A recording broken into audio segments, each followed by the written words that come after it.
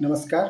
जय श्रीराम, जय श्री गुरुदेव दत्त, जय श्री स्वामी समर्थ. आज मी हे एक नवीन चॅनल सुरू करतो आहे. याचं नाव आहे भक्ती आणि अनुभव. या चॅनलचं सुरू करण्याचं प्रयोजन असं की जेवढे भक्त आहेत, जे देवाचं पूजा करतात, देवाची आरती करतात, भजनं गातात, अ, देवांना देवाची आराधना करतात, देवांचा तप करतात, तपश्चर्या करतात.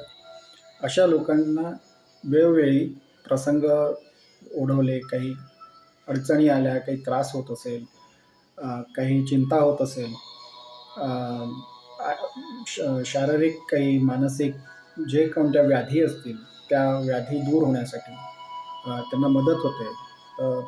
भक्ती मार्ग करत असताना, देवाची पूजा करत असताना, देवाच्या नामस्मरणामध्ये लीन होत असताना, असे बरेच अनुभव येतात, जेव्हा देव आपल्याला तारून नेतो. संकटकाळी ते आपल्याला मदत करतात, त्यातनं बाहेर पडण्यासाठी शक्ती देतात, धीर देतात आणि एक अ, आपलं आपलं आपल्याला दिशा दाखवतात. असे काही अनुभव येतात. तर या चॅनलवरती असे लोकांच्या गोष्टी शेअर करण्यासाठी हे चॅनल सुरू केलं आहे. जेणेकरून बाकीचे लोकंसुद्धा, इतर लोकंसुद्धा असे अनुभव ऐकून त्याची प्रेरणा घेऊन भक्ती मार्गाकडे वळतील आणि भक्तीचा मार्ग अवलंब करून त्यांना त्यांच्या पण गोष्टी, त्यांच्या व्याधी, शारीरिक असो, मानसिक असो, सगळ्या व्याधी दूर व्हाव्यात आणि त्यांच्या सगळ्या चिंता मुक्त व्हाव्यात आणि त्यांना त्यांचं आयुष्य पुढचं सुखद आणि समाधानी जावं. अशीच ईश्वरचरणी प्रार्थना करून एक चॅनल सुरू करण्याचा मानस केलेला आहे. आज पहिल्यांदा मी माझा एक अनुभव शेअर करणार आहे. जस्ट याच्यासाठी की मला पण असा अनुभव आलेला आहे आणि इतर लोकांनाही अनुभव आलेला आहे. हे चॅनल सुरू करत असताना, सुरू करायच्या आधी असंच एक चॅनल आहे, सिक्रेट मिस्ट्रीज म्हणून, जे जयेश वाघेलाजींनी सुरू केलेलं आहे. ते चॅनल बघूनच मला ही प्रेरणा मिळाली की आपणही असं एक चॅनल सुरू करावं आणि मराठीमधनं होईना, मराठी किंवा हिंदी किंवा ज्याही लँग्वेजमध्ये असेल, त्या लँग्वेजमध्ये आपण हे चॅनल सुरू करावं, जेणेकरून पूर्ण जगातले, म्हणजे फक्त मराठी भाषिक किंवा हिंदी भाषिक किंवा इंग्लिश बोलणारे लोकच नाही, तर सगळ्या भाषेतले कोणीही असो, सगळे लोकं याच्यामध्ये जोडले जाऊ शकतील आणि त्यातून त्या लोकांच्या सान्निध्यात येणारे लोकं त्यातनं प्रेरणा घेऊन ते सुद्धा भक्ती मार्गावरती त्यांचा प्रवास सुरू होईल. त्याचा त्यांना फायदा होईल. त्याचा त्यांचा जीवन त्याच्यानंतर सुखमय होईल, सुखद जाईल, सगळ्या अडचणी दूर होतील आणि हेच आपल्याला याच्यामधनं एक साध्य करायचं आहे. तर माझा पहिला अनुभव म्हणजे मी माझी पहिल्यांदा ओळख करून देतो. मी श्रीरंग वझे. मी मूळचा अकोल्याचा राहणारा, पण आता मी पुण्यात स्थायिक झालो आहे. पुण्यात मी एका सॉफ्टवेअर कंपनीमध्ये मी काम करतो आणि मला एक मुलगा आहे. माझी पत्नी जान्हवी, माझा मुलगा अथर्व. आम्ही तिघं पुण्यात राहतो. माझे आई-वडीलसुद्धा पुण्यात राहतात. देवाची भक्ती करणं किंवा देवाचं नामस्मरण करणं हे मला आई-वडिलांकडून कळलं. वडील आधी महादेव, शंकराची पूजा करत असत, त्यांचे प्रदोषची पूजा करत असत. आई पण देवाचं नामस्मरण करते, ती पण पूजा करायची. त्यांच्याचकडनं हे पाहून मी केलं आहे. माझी बहीणसुद्धा लहानपणापासून तिला देवाची प्रार्थना करणे, नामस्मरण करणे आणि देवाची भक्ती करणे याच्यामध्ये तिला आधीपासूनच लहानपणापासून रुची होती. तिची इच्छा होती, ती मनापासून करते. तर तिच्याकडनं सुद्धा मला ही प्रेरणा मिळाली आणि त्यानंतरच मी हे सुरू केलं आहे. लहानपणी असताना ते अनावधानाने केलं जात होतं. पण जसे दिवस गेले, जशा गोष्टी घडत गेल्या, त्यानंतर जशा अडचणी पण आल्या, त्यानंतर देव आपोआपच आपल्याला हे सद्बुद्धी देतो आणि देवाची पूजा करण्यास प्रवृत्त करतो आणि त्या हिशोबाने अ, त्या मार्गाला जाण्यासाठी आपल्याला इच्छा देतो. तर मला माझा अनुभव असा आहे, की माझा मुलगा अथर्व हा स्पेशल चाइल्ड आहे. त्याला लहानपणी जन्म झाल्यानंतर त्याचा शरीरातली शुगर साखर कमी झाल्यामुळे त्याच्या ब्रेनमध्ये थोडासा इजा झाली होती आणि त्यामुळे तो थोडासा त्याच्या लर्निंगमध्ये डिसेबिलिटी आली. त्याच्यानंतर तो त्यातनं सावरला. त्यातनं तो व्यवस्थित बाहेर पडला. औषधं त्याची सुरू आहेत. त्याचा आयुष्य, जीवनमान आता थोडं मागे असलं तरी तो आता ठीक आहे. पण 2014मध्ये त्याला ग्लॉकोमा झाला. म्हणजे काचबिंदू झाला, ज्याच्यामध्ये डोळ्यातलं प्रेशर वाढतं आणि प्रेशर वाढलं की ते प्रेशर डोळ्याच्या मागचा जो रेटिना असतो किंवा ऑप्टिक नर्व्ह असते, त्याला ते प्रेशर इजा करण्याची शक्यता असते. तर त्यावेळेला त्याचं प्रेशर खूप वाढलं आणि म्हणून आम्हाला खूप चिंता वाटायला लागली.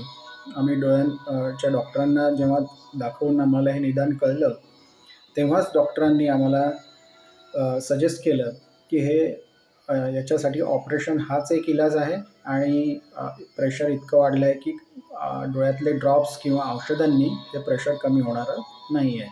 तर तुम्हाला त्याच्यात ऑपरेशन करावंच लागणार आहे. तर आम्ही ऑपरेशन करण्याचा विचार करत होतो, पण मन तयार होत नव्हतं, की डोळ्याचं इतक्या लहानपणी ऑपरेशन करावं की नको करायला किंवा डोळ्याला काही अजून इजा तर होणार नाही. तसंही आपण ऑपरेशन करण्यासाठी कधी पण आपण घाबरतो आणि शक्यतोवर आपण ते टाळायचा प्रयत्न करतो. डॉक्टरनी आम्हाला सांगितलं, की हे ऑपरेशन थोडंसं कठीण आहे आणि एका ऑपरेशन केल्यानंतर साधारणतः याच्यातनं प्रेशर कमी होत नाही. जनरली पुण्यात असे डॉक्टर कमी आहेत, की जे एकाच ऑपरेशन केल्यानंतर प्रेशर कमी करून देतात. पण जर असं करायचं असेल, तर एक नामांकित डॉक्टर आहेत हैदराबादला, डॉक्टर अनिल मंडल म्हणून. त्यांच्याकडे त्यांनी जायला सांगितलं. त्या डॉक्टरांचा या ऑपरेशनमध्ये हातखंडा आहे आणि ते गॅरंटीड या ग्लॉकोमामध्ये चांगलं ऑपरेशन करतात आणि ते सक्सेसफुल करून देतात. म्हणून मग आम्ही हैदराबादला जाण्याचा निर्णय घेतला. जरी मन तयार होत नव्हतं ऑपरेशन करण्यासाठी, तरी आम्ही एकदा जाऊन तिथे चेक करण्याचा निर्णय घेतला. आम्ही हैदराबादला गेलो. डॉक्टर मंडळांना त्यांची अपॉइंटमेंट घ्यायला आम्हाला 15 दिवस लागले. कारण ते हॉस्पिटल बरंच व्यस्त असतं. त्यांच्या सगळ्या अपॉइंटमेंट्स, सगळ्या त्यांच्या जे ऑपरेशन्स आहेत, सर्जरीज आहेत, ते सगळे प्लॅन्ड असतात. त्यामुळे आम्हाला त्यांची अपॉइंटमेंटच घ्यायला 15 दिवस लागले. 15 दिवसांनी आम्ही तिथे गेलो. त्यांनी चेक केलं. चेक केल्यानंतर त्यांनी लगेच ऑपरेशन करण्याचा सल्ला दिला. आम्ही विचारात पडलो. ते 10 ते 15 मिनिटांमध्ये त्या चेकअपमध्ये त्याच्यानंतरच त्यांनी आम्हाला सांगितलं, की तुम्ही आत्ता ठरवा.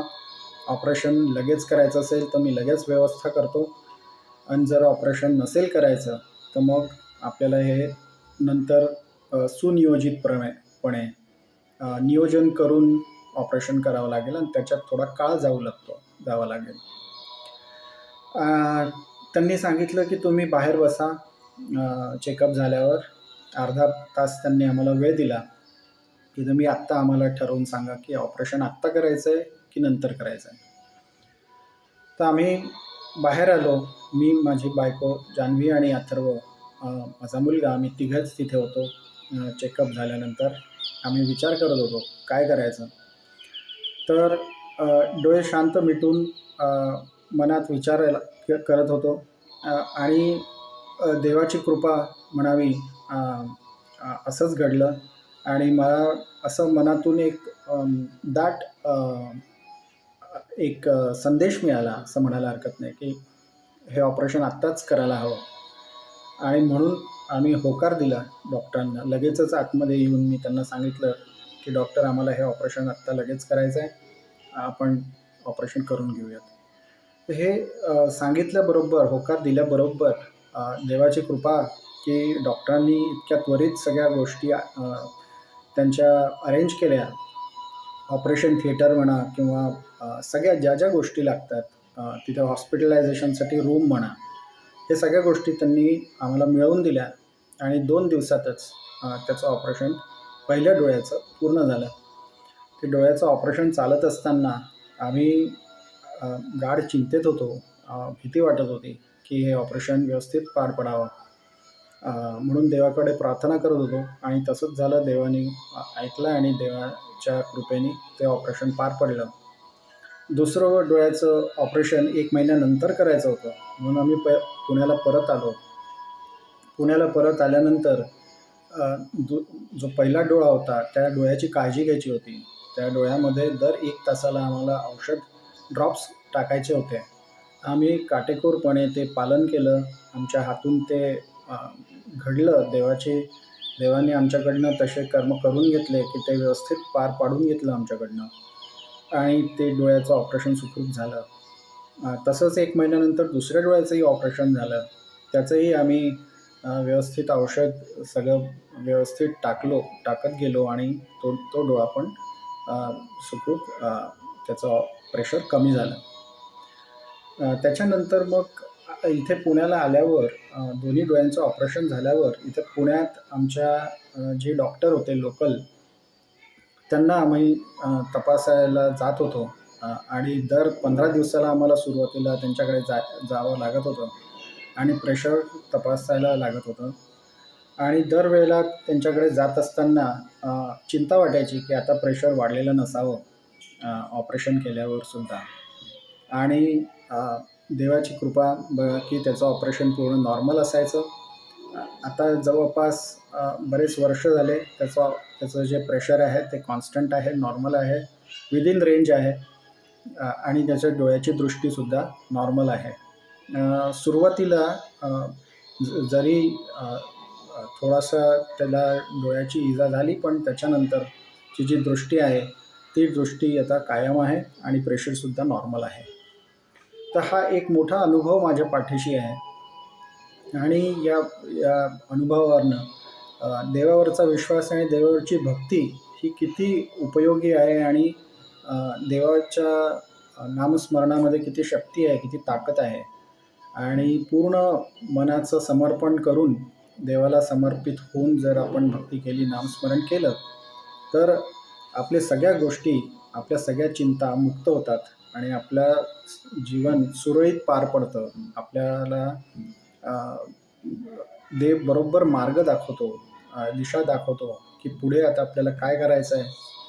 अ, ज्या गोष्टीमध्ये आपलं ज्ञान नसतं, जसं आता मेडिकल फील्डमध्ये आपल्याला ज्ञान नसतं, पण देव बुद्धी देतो, की आता आपल्याला पुढे काय करायला पाहिजे हे करण्यासाठी, की जेणेकरून हे सगळं व्यवस्थित पार पडेल.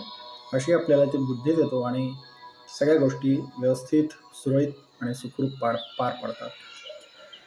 तर सुरुवातीला मी गणपती अथर्वशीर्ष म्हणत होतो, गणपतीची आराधना करत होतो, ची पूजा करत होतो.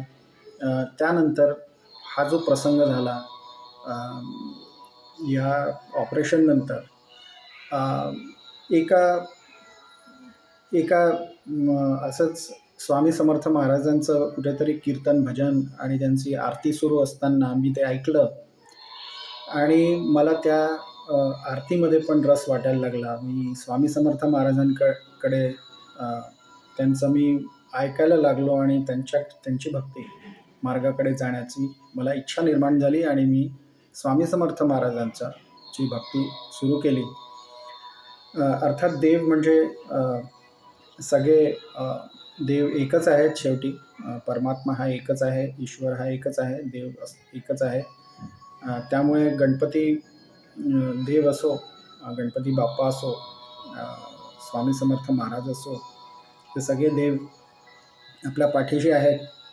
अ, त्यानंतर मी स्वामी समर्थ महाराजांची आरती, पूजा आणि त्यांचं नामस्मरण करायला सुरुवात केली आणि गुरूंचा आशीर्वाद मला मिळायला लागला आणि मला अजूनही काही अनुभव आले जे मी पुढच्या काही व्हिडिओजमध्ये शेअर करेन. पण अ, या कालामध्ये त्याच्या पुढच्या काही दिवसांमध्ये हा व्हिडिओ पाहून आणि या चॅनलमध्ये जर कोणाला असेच आपले अनुभव शेअर करायचे असतील, तर मी डिस्क्रिप्शनमध्ये दिलेल्या ईमेल ॲड्रेसवरती मला तुम्ही कळवावं. आणि मी नेहमी नक्कीच तुमचे अनुभव ऐकण्यास आणि हे अनुभव इथे या चॅनलवर सगळ्यांना ऐकवण्यात नक्कीच उत्सुक राहीन आणि तुम्ही मला नक्की कळवा. मी तुम्हाला त्याच्यावरती आमंत्रित करेन आणि आपण हा व्हिडिओ सेशन नक्की करू. जेणेकरून बाकीच्या लोकांना याच्यातनं प्रेरणा मिळेल.